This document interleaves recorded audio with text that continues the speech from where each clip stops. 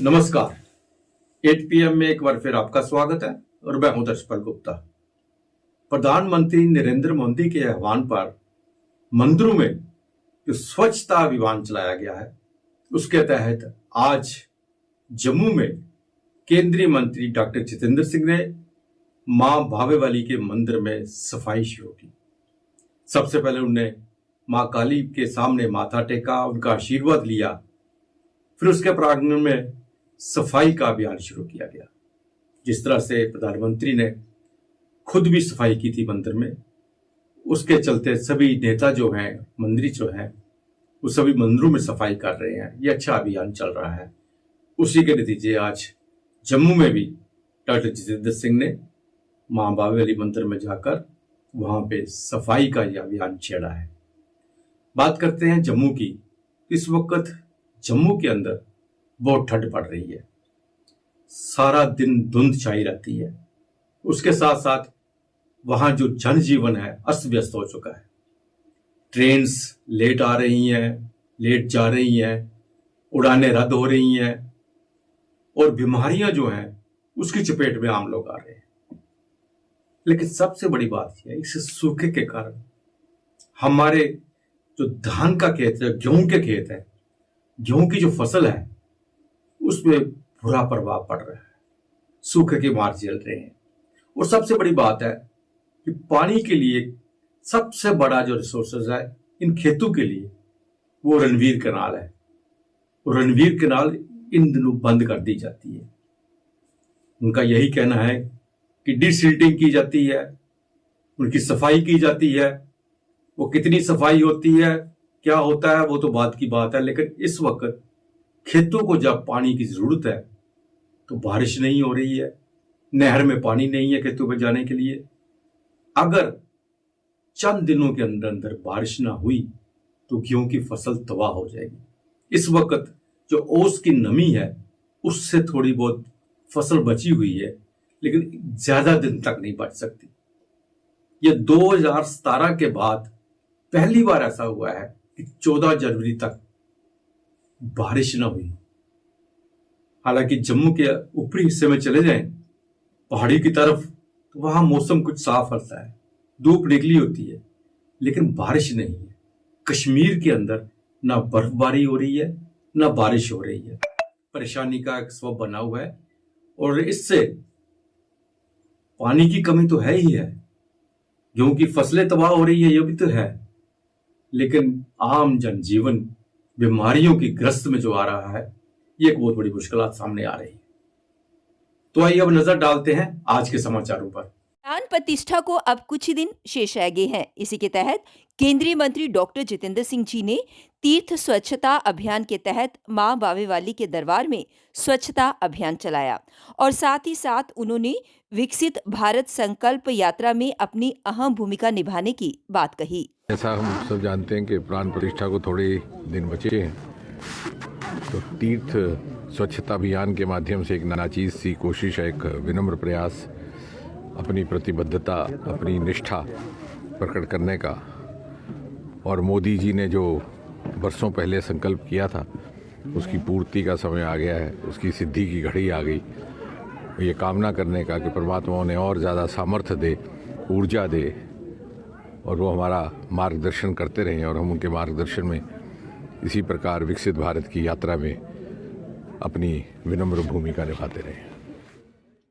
DGP are swan ने रविवार को विभागीय अधिकारियों से कहा कि वह लोगों को उत्कृष्ट सेवाएं प्रदान करने का प्रयास करें और उन्हें न्याय दिलाने में मदद करें। कुपवाड़ा में जिला पुलिस लाइन में आयोजित एक कार्यक्रम में उन्होंने कहा कि लोग अपनी समस्याओं के समाधान की उम्मीद लेकर पुलिस स्टेशनों में जाते हैं। ये पुलिस अधिकारियों के लिए न्याय सुनिश्चित करने का एक अवसर है। उन्होंने ये भी कहा कि एक परिवर्तन एजेंसी के रूप में पुलिस का कर्तव्य लोगों को न्याय दिलाने में मदद करना है। पुलिस को बहुत बड़ी जिम्मेदारी सौंपी गई है और उसे कानून की सीमाओं के भीतर काम करना चाहिए और न्याय और निष्पक्षता के सिद्धांतों को बनाए रखना चाहिए। मतलब बुनियादी बात यह है कि हमें इस चीज़ की गहरी एहसास है और मैं जब अपने अफसरों से बात करता हूँ, आला अफसर साहिबान से बात करता हूँ, मुझे इस बात की खुशी है कि बहुत सारे अफसर बार बार मेरे कान में ये डालते हैं कि सर हम आवाम के बिना चल नहीं सकते, और वो आवाम को प्रोटेक्शन देते हुए, आवाम को अपने साथ रखते हुए और इस चीज की माइंड में रखते हुए कि पुलिस एक सर्विस है। Yes sir. और जो कड़ी कार्रवाई है वो आवाम के खिलाफ नहीं है, वो चंद क्रिमिनल लोगों के लिए है जो ना सर इसको जिसमें खलल डालना चाहते हैं उनके खिलाफ है, वो अलग है। उनमें भी हम फर्क करना चाहते हैं कि जो बड़ा जो जो जो नीचे का प्यादा है और जो चलाने वाला मास्टरमाइंड है, उनके बीच में भी हम फर्क करना चाहते हैं और करते भी हैं। आवाम के लिए ये है कि हम शुक्रगुजार हैं, कई सारी ऐसे चीजें हैं जहाँ पे आवाम ने ये बिल्कुल डेमोन्स्ट्रेट किया है एविडेंस के साथ कि साहब मतलब आप अगर ईमानदार हैं, आप अगर नेक नियत से काम कर रहे हैं, तो आपकी अगर छोटी बड़ी कहीं पे आपसे भूल भी हो जाएगी तब भी हम आपको माफ करने के लिए तैयार हैं। पर बाशर्त ये है कि आप ईमानदारी से पेश आए। तो आप ये तो आप वाकई में, मेरे तो सारे पुलिस अफसर साहिबान, एडीजी साहब बैठे हुए हैं यहाँ पे, लॉ एंड ऑर्डर और भी आई, तो सब मुझे कहते रहते हैं कि साहब यहाँ पे तो आवाम ऐसी है कि अगर इनको इनके साथ शराफत से और ईमानदारी से पेश आए वो दोगुना चढ़ बढ़ के करते हैं। इस बात के हम शुक्रगुजार हैं आवाम। ये दिल से मैं बोल रहा हूँ, मतलब ये कोई लिप सर्विस नहीं है। तो कुदरती बात है कि इस तरीके की जब रिस्पॉन्स मिलता है आवाम से, हम चाहते हैं कि हम दुगुना जो है हौसले से उनकी मदद करें और गलत को अलग, सही को अलग, बेगुनाह को अलग, गुनहगार को अलग, और इसका फर्क करना सीखें और कदम कदम पर उसी को माइंड में रखते हुए हम अपना पुलिसिंग। जम्मू कश्मीर की मुस्लिम छात्रा सैयद बतूल जहरा ने हाल ही में राम भजन को अपनी मातृभाषा पहाड़ी में गाया। इसका वीडियो छात्रा ने सोशल मीडिया पर साझा किया, जो जमकर वायरल हो रहा है।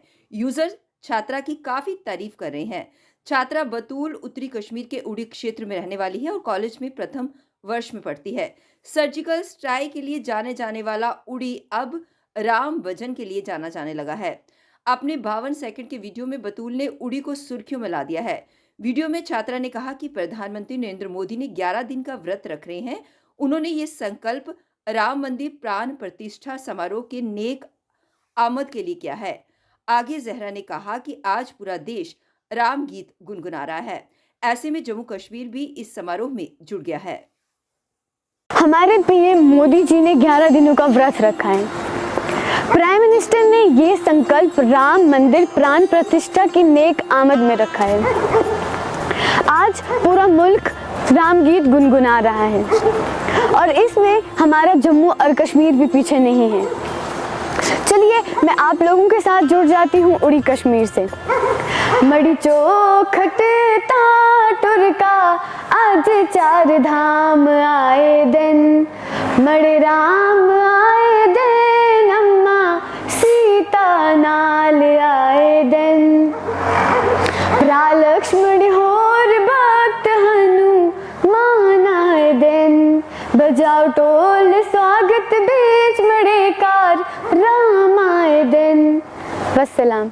सेना के अद्वितीय पराक्रम और जीवन का सर्वोच्च बलिदान करने हेतु सेना के वीरों को उपराज्यपाल ने श्रद्धांजलि अर्पित की व सैनिकों के शौर्य को सराहते हुए उनका उत्साह बढ़ाया। कई बार आप में से अनेक लोगों ने मुझे बताई है आवास की कठिनाई। बहुत पहले पूर्व सैनिक कॉलोनी बनी थी, अब जम्मू कश्मीर में नहीं बनी है। आज मैं इस अवसर पर कहना चाहता हूं कि प्राथमिकता के आधार पर आप सब तय करिए, जम्मू रीजन में भी और कश्मीर रीजन में भी प्रशासन ज़मीन देगा ताकि जल्दी से जल्दी आवास की समस्या पूर्व सैनिकों की हम दूर कर सकें। मैं जानता हूं कि 25 लाख किसी के कुर्बानी का कोई मूल्य नहीं होता है। 25 लाख बहुत कम राशि है देश के बाकी राज्यों ने जिस तरह से, लेकिन यहाँ एक ही बार में 5 गुना वृद्धि की गई। मैं कोशिश करता हूँ कि इसी वर्ष इस राशि को और बढ़ा करके अपने पूर्व सैनिकों का सम्मान हम सब कर सकें। मैं आप सबके प्रति हृदय से आभारी हूँ और आप सब जानते हैं कि जम्मू कश्मीर में पिछले 4 वर्षों में बड़ा परिवर्तन हुआ है, जिसके लिए आप सब ने जीवन भर काम किया। उस लक्ष्य को प्राप्त करने की कोशिश की गई है। फिर भी कुछ नापाक कोशिशें हो रही हैं। सेना, जम्मू कश्मीर पुलिस, बाकी सशस्त्र बलों के जवान, अधिकारी उन कोशिशों को नाकाम करने में लगे हैं। 4-5 दिन पहले जब बैठक हमने की थी तो उस बैठक में भी मैंने सभी से आग्रह किया था कि हम अपने पूर्व सैनिकों का भी इस काम में सहयोग लें, और मैं जानता हूं कि आप निश्चित रूप से बढ़ चढ़ करके सहयोग करेंगे, क्योंकि ये आवश्यक है। ये सब जानते हैं कि आतंकवाद अपनी अंतिम सांसें ले रहा है, लेकिन लगातार पड़ोसी कोशिश कर रहा है, शांति उसे बर्दाश्त नहीं हो रही है। Political and social organisation of Kashmiri Pandit Jagti tournament द्वारा आज प्रेस कॉन्फ्रेंस को संबोधित किया गया, जिसके माध्यम से उन्होंने सरकार से गुहार लगाते हुए कहा कि उन्हें नई पैकेज दी जाए ताकि इन लोगों को रोजगार भी मिल सके, और साथ ही साथ कश्मीर में जो इनकी प्रॉपर्टी का नुकसान हुआ है उसकी भरपाई भी की जाए और उन्हें पॉलिटिकल स्टेटस दिया जाए। इसके अलावा उन्होंने अन्य मांगों को प्रेस कॉन्फ्रेंस के माध्यम से सामने रखा। जब मैंने ये अभद्र भाषा सुनी तो मैंने अफसर साहिबा को बोला कि you should mind your language being an officer. उसके बाद उन्होंने मेरे कौम पे रेसिज्म की टिप्पणी करते हुए ये कहा कि आप 3rd क्लास लोग हो, जिसकी मेरे पास एविडेंस भी है। उसके बाद भी उनका जीने भरा मुझे बोला आप पढ़े लिखे क्रिमिनल हो, आप गुंडे हो, और उससे भी उनका जीने भरा। उसके बाद उन्होंने जो लैंड ऑर्डर मेंटेन करने वाले लोग होते हैं उनको बुलाया और हमें हॉस्टेज रखा गया। मुझे, मेरी माता को, जिनके एज करीबन 75 साल से, वो विडो है मेरी माँ, तो वहाँ पे रखा गया। और इन बिटवीन इन्होंने साजिश रचाई, यहाँ से रीइंफोर्समेंट लाई हेड ऑफिस से, जो कैनाल रोड पे रिलीफ ऑफिस, उसमें कोई 20-25 लोग, जिसमें ऑर्डरली, क्लर्क्स मंगाए गए मुझे मारने के लिए, दर दबोचने के लिए, मेरे पे प्रेशर बनाने के लिए। मुझे कहते आप अपोलोजाइज करिए। मैंने बोला न मैंने कंप्लेंट दी, आपने अभद्र भाषा का प्रयोग किया, आपने ही पुलिस को लाया, आप ही कंप्रोमाइज करने आ रहे हैं, मैं क्यों माफ़ी मांगू? आप मेरी माता जी से माफ़ी मांगी जिनके खिलाफ आपने, मेरी माँ का शॉल खींचा गया। वहाँ पे जो क्लास मतलब वो एम्प्लॉयज़ थे उन्होंने बहुत, मैं बोल ही नहीं सकता, जुल्म किया हमारे साथ, मेरे हाथ पकड़ लिए, गालियाँ दी। उसके बाद जब वहाँ पे भी उनका जी नहीं भरा, मुझे बोलते आप पढ़े लिखे क्रिमिनल हो। मैं कोई क्रिमिनल नहीं हूँ। मैंने इलेक्शन लड़ा है 2008 में भारत माता की तरफ से, कश्मीर में कुपवारा में मैं इलेक्शन लड़ने गया था। मैं कोई क्रिमिनल नहीं हूँ। मेरा कोई किसी भी थाने में आप पता करिए, मेरा कोई क्रिमिनल रिकॉर्ड नहीं है। मैं पढ़ा लिखा एजुकेटेड बंदा हूँ और प्राइवेट काम करता हूँ। ये नाइंसाफी हो रही है कश्मीरी पंडितों के साथ। हम गवर्नर साहब से बोलबाला गुजारिश करते उसके हैं। बाद जब मेरी माता जी फैंट हुई, तब वहाँ पे जो लैंड ऑर्डर के लोग थे उन्होंने हमें मेडिकल एड दिया, बचाया। उन्होंने, उनका धन्यवाद करते हैं। अखिल भारतीय महाजन बिरादरी संघ की मैनेजमेंट काउंसिल और सुप्रीम काउंसिल की एक संयुक्त बैठक हुई, जिसमें प्राण प्रतिष्ठा के समारोह में पूर्ण रूप से घरों में दीपक जलाने के लिए कहा गया। इसमें यह भी कहा गया कि महाजन बिरादरी द्वारा जो भी लोग अपने घरों में दीपक जलाते हैं और जो लोग नहीं अफोर्ड कर पाते, उनके घर तक ये दीपक पहुंचाएं, ताकि ये लोग भी प्राण प्रतिष्ठा के समारोह में शामिल हो सकें। मैनेजमेंट काउंसिल और सुप्रीम काउंसिल की इकट्ठी मीटिंग थी, जॉइंट मीटिंग थी। इस मीटिंग में हमने सबसे पहले ये पास किया कि पूरी महाजन बिरादरी, जम्मू में ही नहीं पूरे दुनिया में, और प्राण प्रतिष्ठा का जो समारोह है उस पर पूर्ण रूप से अपने घरों में दीप प्रज्वलन करेगी, दीप जलाएगी और इस मौके को सुंदरतम बनाने की कोशिश करेगी। दूसरा, हम अखिल भारतीय महाजन बिरादरी संघ की तरफ से पूरे विश्व भर में बसे हुए हिंदुओं, मुसलमानों, सिखों, ईसाइयों सभी को कहते हैं कि वो सबके आराध्य थे और वो भी अपने घरों में दीप जलाकर खुशी मनाएं, हमारी खुशी में शामिल हों।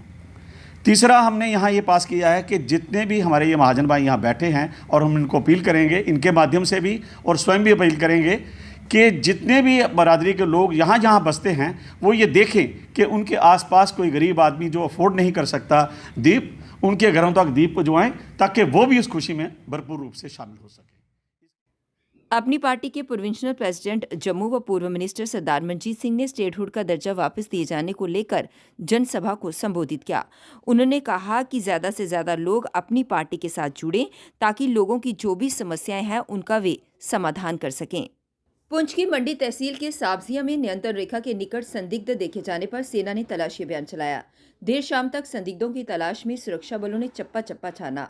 वहीं कृष्णा घाटी के दराटी में सैन्य वाहन पर हुई गोलीबारी के तीसरे दिन रविवार को सुरक्षा बलों ने तलाशी अभियान का दायरा बढ़ाते हुए नियंत्रण रेखा से सटे इलाकों को खंगाला। सुरक्षा बलों ने दराटी, कृष्णा घाटी के साथ ही आसपास के क्षेत्रों दरा, मंगनाड़, जलास के साथ ही नियंत्रण रेखा से सटे क्षेत्रों का तलाशी अभियान चलाते हुए जंगलों, नालों एवं पहाड़ों को भी खंगाला।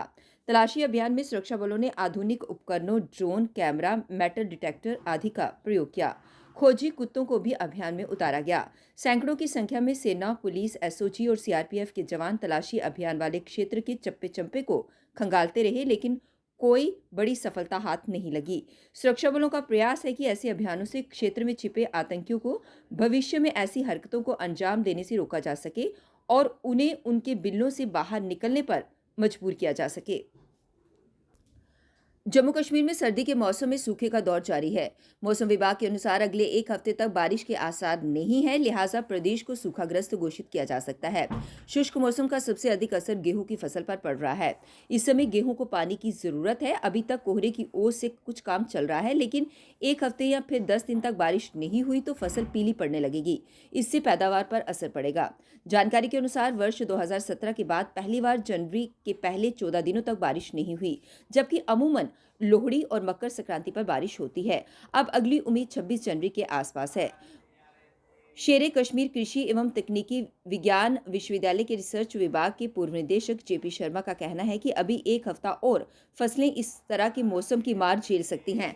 खासतौर पर गेहूं की फसल पर असर नहीं पड़ेगा, लेकिन एक हफ्ते तक पानी मिलना जरूरी है। इसके बाद फसल पीली पड़ने लगेगी। लिहाजा कुछ लिक्विड स्प्रे हैं जो एक बार छिड़काव करने पर 10 दिन तक फसलों में नमी का काम करते हैं। तब तक बारिश के आसार भी नहीं हैं। कश्मीर में तो बर्फबारी का कोई अनुमान ही नहीं है। हम आपको बता दें कि इस समय नहरों में पानी भी नहीं है। जम्मू संभाग में 3 लाख हेक्टेयर में गेहूं की फसल लगी हुई है। इनमें से 25% क्षेत्र ऐसा है जहां नहरों का पानी पहुंचता है। बाकी का बारिश के पानी पर ही निर्भर करता है। अगर बारिश नहीं हुई तो इससे सूखा पड़ने के आसार हो सकते हैं। कल 8 बजे फिर आपसे भेंट होगी। तब तक इजाजत दीजिए। नमस्कार।